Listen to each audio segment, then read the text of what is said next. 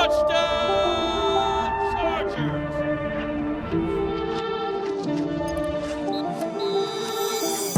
What's up, guys? Welcome into a brand new episode of Chargers Weekly from Chargers Training Camp here at the Bolt. As always, joined by the voice of the Chargers, Matt Money Smith. And we have a special guest, Money. Tight end Will Dissly joins us. And this is a guy you have sung his praises the last several months. You're just setting me up to look good in front of Will. It's true. Check the tape. Listen, check the tape. We talked about it in free agency, someone that we kind of figured was a perfect fit, considering once Coach Harbaugh was brought in, Greg Roman was brought in, and sure enough, I'll tell you, Will, I remember the first presser with Andy Bischoff, with Coach Bischoff, and he said, I can almost get the exact quote, there are only 3 guys in the league that can block the C gap, and Will Dissly is one of them. Hey, and it was just amen. such a great, emphatic opening statement. Put that at the top of your resume. Yeah. Hey, man, I love it. No, that's I appreciate you guys singing my praises, man. I hope to live up to it. So how's it been? Well, let's start. Why'd you choose the Chargers? Because I know you had other options available, and how's it been so far? Yeah, certainly. First time really leaving home, I guess we'll call it. I love my time in Seattle, love the people, but I guess the band had to break up at some point. So, these guys called me up. They told me what they wanted to do, and I was rocking with it right away. We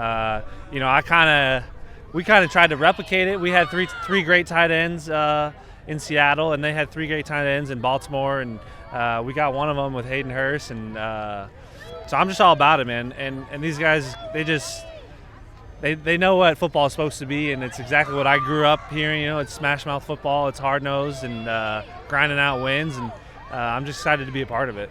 Well, what is it about this brand of football? Obviously, you saw Coach Harbaugh at Michigan and coming off a national championship, but what the Ravens have done and how they kind of pitched you to come here.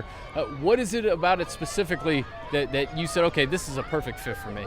Yeah, I mean, I take a lot of pride in blocking, and for them to glorify that it's a nice thing, in a day and age where it's fantasy football and yards after catch, which I certainly am gonna do. To put the proud in the O-line, the guys who work day in and day out don't get the credit, and they really carry teams, and so for them to make that a focal point speaks volumes to what they care about and what this team's gonna be about. Will, you hear it about the tight end, right? It's not celebrated enough. We got tight end you and what, George Kittle and Travis Kelce are trying to do. But Greg Olsen, my guy. I'm sorry, Greg Olsen, exactly. Oh, the 3-headed monster, man. Those guys are a lot of fun. So it's a great way to set the tone, though. It's like, hey, this is a position that has to be an offensive lineman, has to be a wide receiver, has to be a fullback at times. There's a lot that goes into it. So when it comes to kind of figuring out, hey, what kind of tight end am I going to be? How does that work? How does it work as you kind of go through the process of playing the position and what your strengths are going to be? Yeah, I mean, for those who don't know my story, I started University of Washington, played defensive line for 2 years.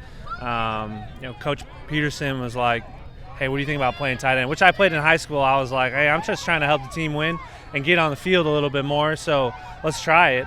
And my tight end coach, Jordan Powpow, he was basically like, the more you can do, the more you'll play. And I think that kind of is the tight end position. Like, if you can block, if you can be a fullback, if you can catch, that's the more you're going to grow in your role.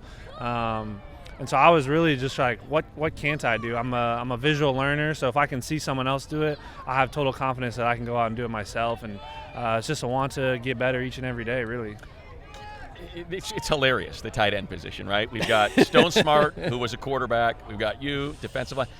Baseball player, Hayden Hurst. Right, exactly. Hayden Hurst, baseball player. Ben Mason was probably a wrestler at some point in his life.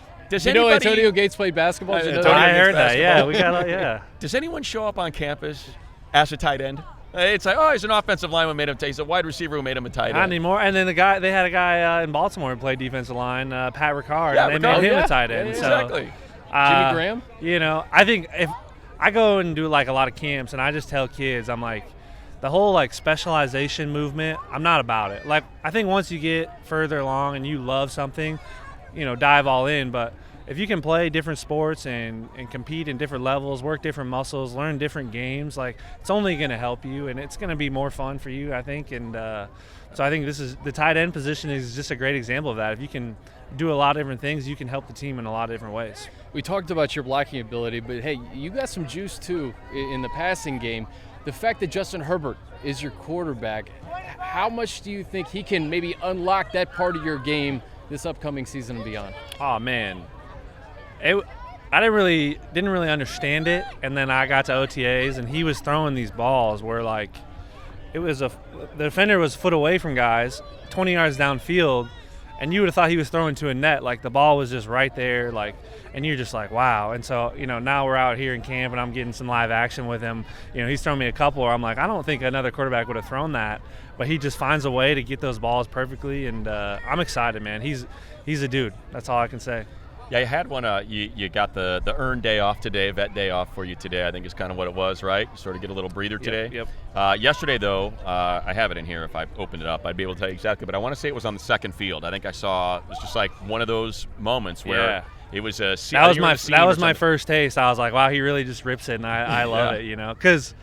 I'm a guy that, it's NFL open. If you're, step and a half, like that's open in the NFL. And for a guy to have confidence in me, I appreciate that because I'm a guy, if the ball's thrown to me, I'm supposed to catch it. So that's, it's nice that we can get those reps early in camp.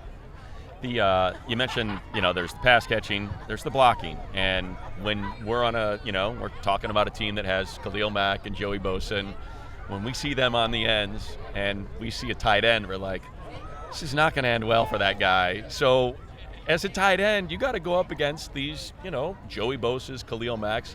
Give us an idea of what's supposed to happen on those reps. How are those reps supposed to go, and why have you been so exceptional at taking care of business when most tight ends in the league, it's just not fair. It's not a fair fight. Yeah, certainly. I latched on to a saying, respect all, fear none.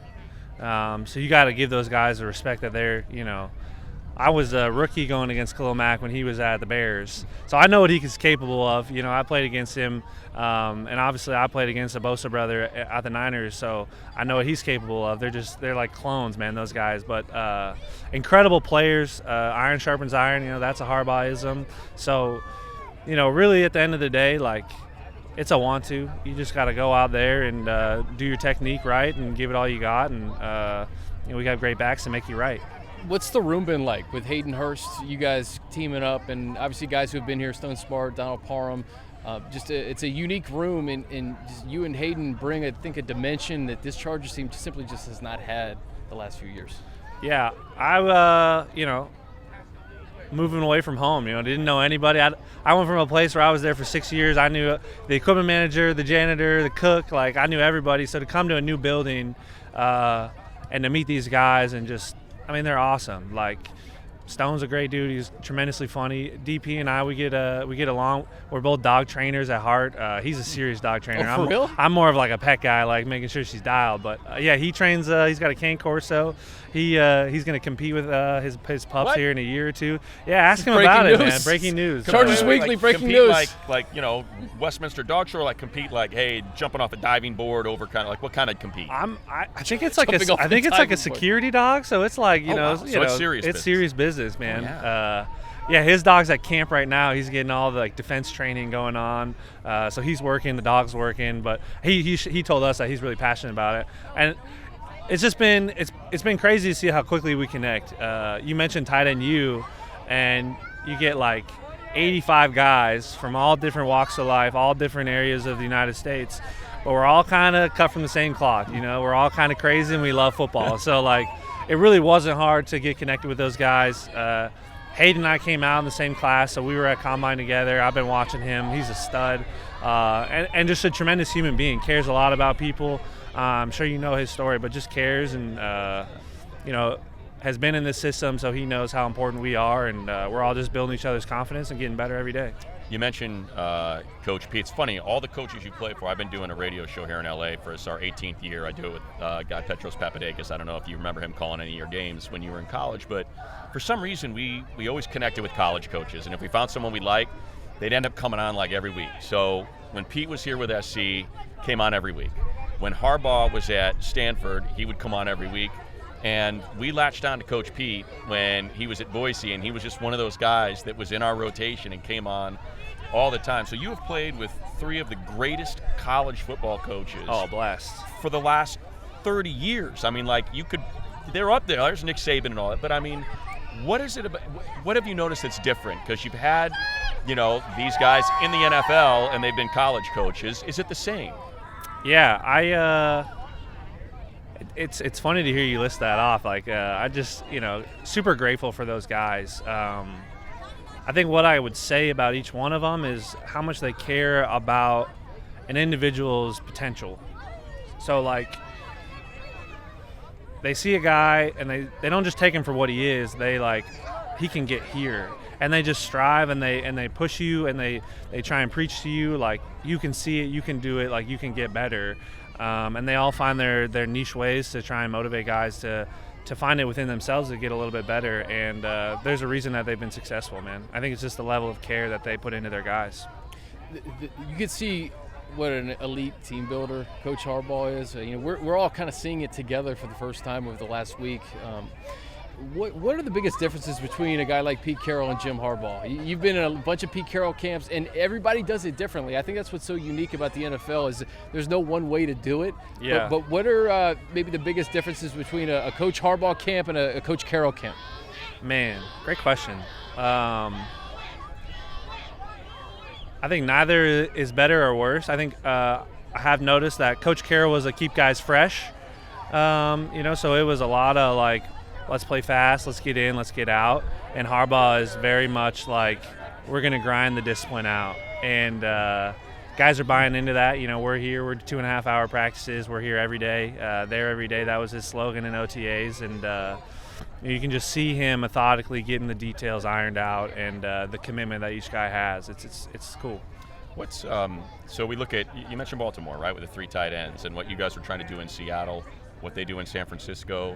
They're all teams that run the ball. What is it about, that sort of, I guess I could almost call it complementary offense. For some reason, you run the ball really well, you end up having a lot of tight end action in the passing game. Is there something to that? Am I reading that right? Is there something to those two things being connected? I'm excited to be in a system that, like, actually bets on it, but I always said that being a blocking tight end, it's like setting a screen in basketball. Right, you set the screen, you do the work, but you're going to get that, slip or the pop where you're going to get the ball and you're going to get opportunity. So you put in the work, you get the opportunity, and I think this place is, a team that bets on it.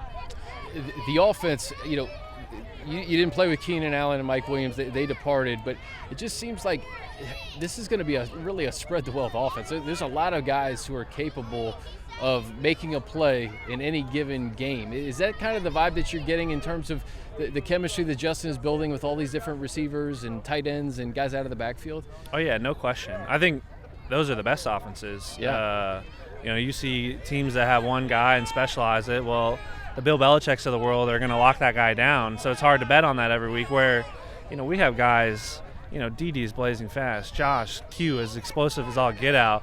And then you have, Hayden Hurst, myself, our stable of backs. So you talk about spreading the wealth. That presents a tremendous challenge because you can't just say, we're going to take away, Hayden this week. We're going to take away Josh this week because it's like, we got 4 other guys that completely capable and are great players in their own regard. Yeah.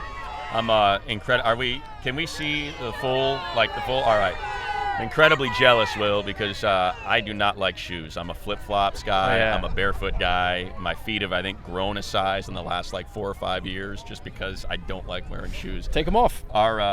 Is that kind of how you operate? Because I think Pacific Northwest, outdoors, yeah. I don't need shoes. I'm cruising. Is that kind of your MO? Are you a big barefoot guy? Yeah, I mean, I grew up in Montana, so it was bare feet a lot of the seasons, just walking around. I don't know if you've heard about grounding, but getting in touch, right. Touching grass is just good for the nervous system, good for recovery, and I'm all about it. Let the dogs breathe. Can you continue that in Southern California, on the sand, in the water? Is there a little bit of synergy? I got to toughen up. That sand is hot, man. It can get hot. Yeah, I got to toughen my. It's a different level of toughness. You get used to, yeah. Rocks and versus heat is different. So right. We're gonna get there. I think it's good for you, though. There we go. Last one for you from me. Bozeman, Montana. Correct. Seattle, Washington. How has the adjustment to Southern California been for you? That's a great question. Still adjusting, I would say. If you had asked me when I was growing up if I was ever going to live in LA, I probably would have punched you. But, That probably would have hurt. I've traveled quite a bit, and the one thing I've learned is all about the people. So I'm grateful to be here with this organization, with the guys in this locker room. They've made it tremendously easy. I feel like I already have 10 new friends that I can call up, for life advice or, to help or go out to dinner and have a great time. So super grateful for that. Still exploring LA, so tweet me if you have any good dinner spots, I guess. Oh, yeah. Last one for me then, last one overall. Here it is. I think it's important because, we really service the Southern California community. I think it's really important for you to make your pitch as to why people from Southern California should buy homes and move to Montana, why that's a really good idea. Oh, I would say you shouldn't. 7 months of snow. There you go. They love California, you just right? wouldn't Don't like they love them there in Montana? They're big fans of California people. I don't know if you've seen the show Yellowstone. It looks pretty, but it might not be. No, I'm just kidding. I'm so grateful to be where I'm from. You want to talk about people, man? Those are the salt of the earth people. I had a community that supported me. I basically grew up. My friends' parents, they would take me to basketball practice. I got my first scholarship because my coach drove me down to Boise. So just small stuff like that. That's what Montana is all about. It's just people helping people. Certainly what I miss, and obviously my family's there, so they're the best. We're gonna get them down to SoFi for a game. Oh, no doubt. Yeah, no question. I know I said last one, but it just popped into my head. I just got to know. Best trick play that Coach Pete ever drew up for you, if you can remember it. I mean, is there anybody better at what's going to be good? Just kind of. It's going to be the trick. Well, I'll say it was for the tight end, so I take a lot of pride. Colby Parkinson caught one, but it was like a fake to the left, fake to the right, Colby up the middle, and he was been asking for years, I guess. Right. Finally got it called. Colby scored, so we were all stoked. There we go. That was amazing. Best move he made, though, is switching you from D-line to tight end. Yeah. Here we are, right? Yep. Will Dissly, one of the newest Chargers, man. We appreciate your time. Thanks for being here. Bolt up.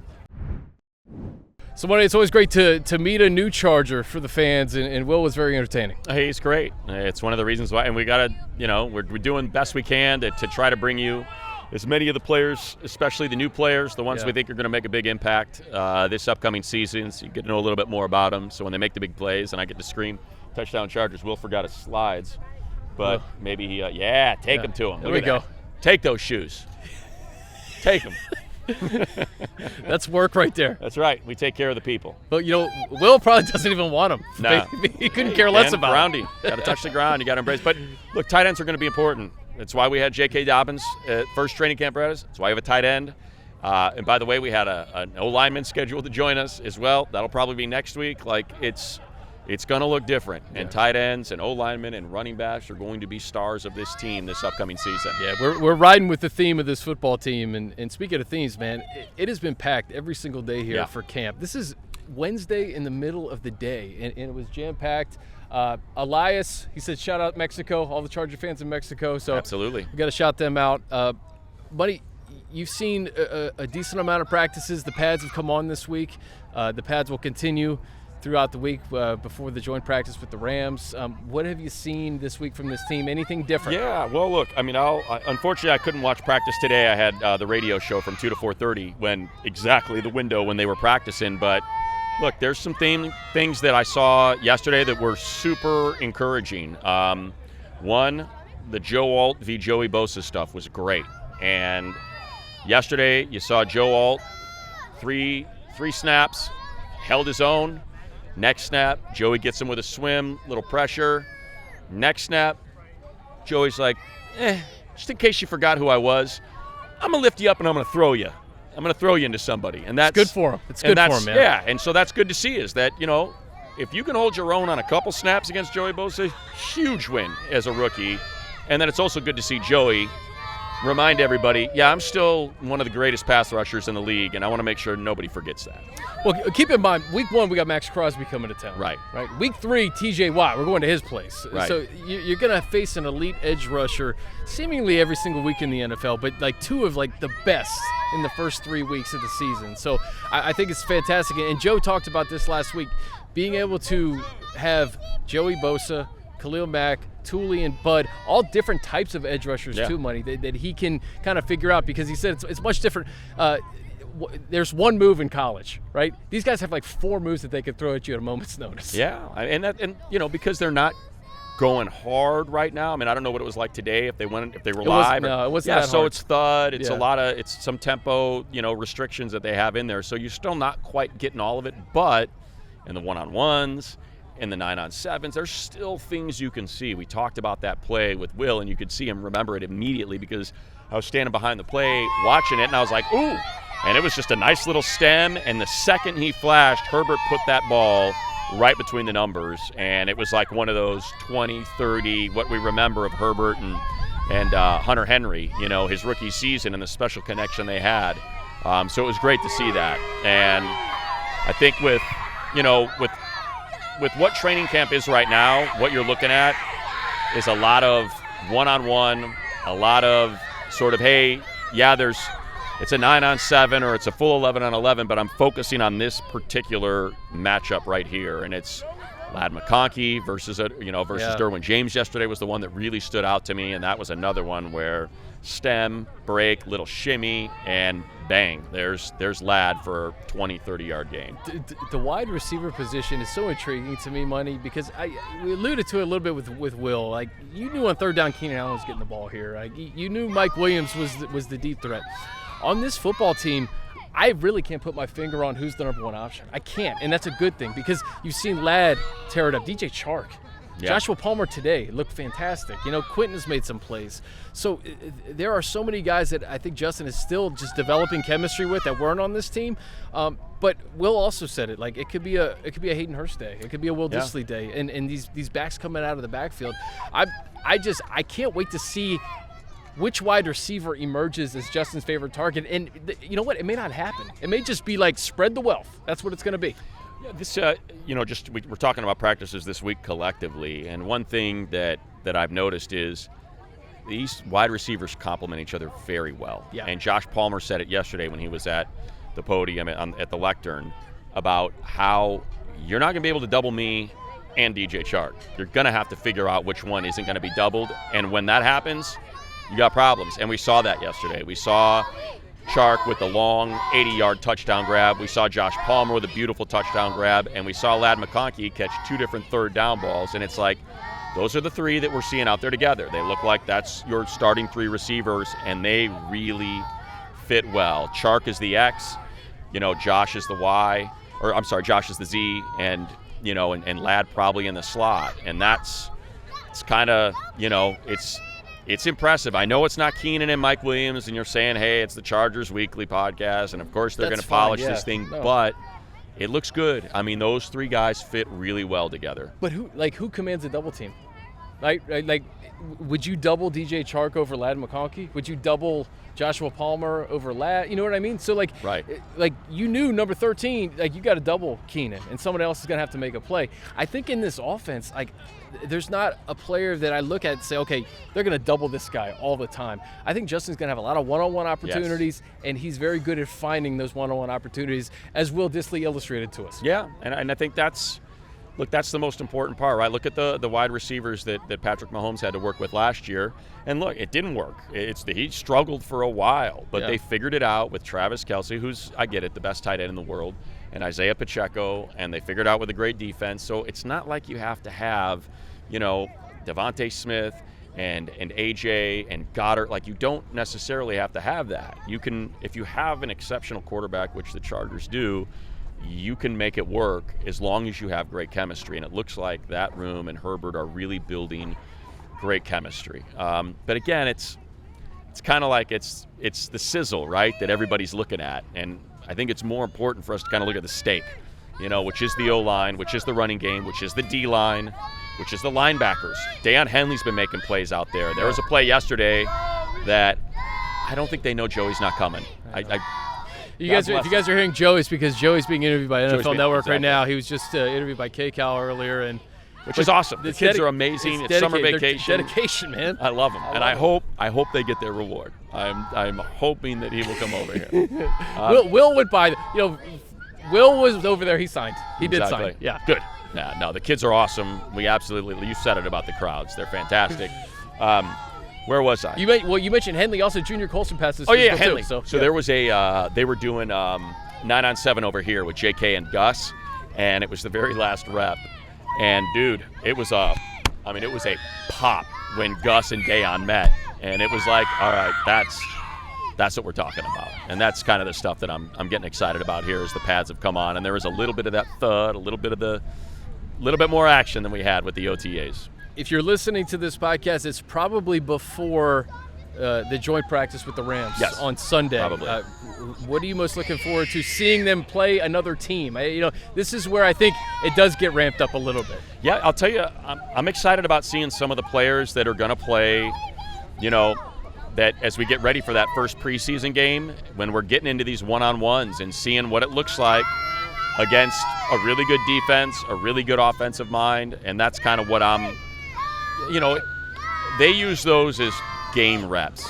The coaches, Jim Harbaugh and Coach McVay, they're going to use those as like game reps. So we're going to see Sean McVay and that offense and some of the things that he can throw at you that keeps you flat-footed. And whether or not the Chargers defense is ready for it, Jesse Minter's defense up for it. So it's almost kind of like having a first preseason game and getting those one-on-ones. It'd be fun. It would be really fun to see some one-on-ones with like Aaron Donald and Zion Johnson and stuff, but unfortunately Aaron's not there. But still, they have really good interior linemen. Yeah. Those one-on-ones are going to be fun. Edge rushers have been really good. Give me Verse versus Zolt. Yeah, exactly. Exactly right. So, get a little rookie action in there. I think for, if you know what you want to look at, it's not 11-on-11. It's not going to be a lot of live or anything like that, but it's those matchups that you can try to figure out. Hey, is Ladd McConkey as slippery as we think he is? Yeah. And that sort of stuff. It'll be exciting to see. So Rams Sunday, and we'll dig into the first preseason game obviously next week. But this is just where it always ramps up at this time, Money, especially with a new staff. Seeing how they perform against the Rams. And then that first preseason game, and one of the unknowns is just how much starters are going to play. Right. It seems like Harbaugh has really preached that, hey, the guys who are third string are going to get the most run right now, then the seconds, and then we're ramping the first string up for the Raiders. Yeah. But how is that going to look over the next week and change is, I think, another intriguing point. Yeah, and look, in the preseason games, there have been some of the undrafted free agents, the third and fourth sort of level guys that have really raised their hand. I've lost my roster. I think it slipped out of my thing here. But Jarrett. I'm just glad you're here. Yeah. Okay. Hey. Jalen Johnson, is that right? Jalen Johnson, Jarrett Patterson. Jarrett Patterson's running back. So there you go. Those are two. Yesterday, Jalen Johnson caught a couple balls, dude, that, super glue hands. Best hands on the field type of hands. So those guys are going to get a lot of reps, and that's going to be fun to watch because, it's practice squad spots that are open. It's maybe the very back end, position 38 or 48 through 53. And I think what we've seen from the running back so far is a ton of Gus and JK. That's your number one and your number two. And then I think we've been talking about Isaiah Spiller and Kamani Vidal. I think it's bigger than that. I think Patterson's in that mix. Yeah. Elijah Dotson's in that mix. So that first game on the 10th against the Seahawks, you're going to see a lot. Zach Hines, the tight end, right? We've been talking about Stone Smart and Donald Parham, and we know that it's Will Dissly and Hayden Hurst, but Zach Hines looks like Will Dissly now. He's a big 6'7". Dissly's a Montana guy. Hines, South Dakota guy. That's the kind of mentality. So those are the things that are going to be exciting to watch. The player development aspect of this, there are guys that we have probably seldom, if at all, talked about that we're going to talk about after the Seattle game. After those first two games, let's say, there'll be more that raise their hand and say, hey, I'm capable of being on this practice squad or making this team. Yeah, and Max Duggan's had a really nice camp. Max made a few really nice throws, and we know the element that he brings in terms of being able to run the ball. So that's going to be fun to kind of see what kind of wrinkle. Think about Greg Roman, right? He's a guy who coached Colin Kaepernick, who coached there we go. See, by the Joey way, going to sign come on, for the kids. Joey delivered. God bless him. Joey Love delivered. It. Oh, look at them all sprinting back. Their dads were like, get out of here, and they're like, to heck with you. Joey's a man of the beautiful. people. Man of the people. Good for Joey. Bosa. Absolutely love that. Paying it off. You have never seen a sprint like that. Reminds me of when I was in the 3rd grade or something, and the outfield came to town, and I rushed the stage so I could be right up front. The outfield. So when they played Your Love, I was there to see it. Oh, nothing better. Where was I? We were talking about preseason games. Preseason games, dug in. I don't know. Yeah. Lost train of thought. I'm a little distracted. We're wrapping. Were we supposed to have a guest? DJ is already gone. He, if you're coming to the spot here, he said he had to go to the Chargers Commons, to the Chargers store, pick up some gear for the family before he headed back good. down south. Nice. So let me know that's where he was, that he had already left like 20 minutes earlier. It's my fault for not being here sooner, so we could have started the pod earlier, or else he would have joined us. But very excited to get that rolling. In that first game, by the way, we're going to have the simulcast. So I just DJ heard that. That's awesome. So DJ, me, and Dan Fouts will be on CBS.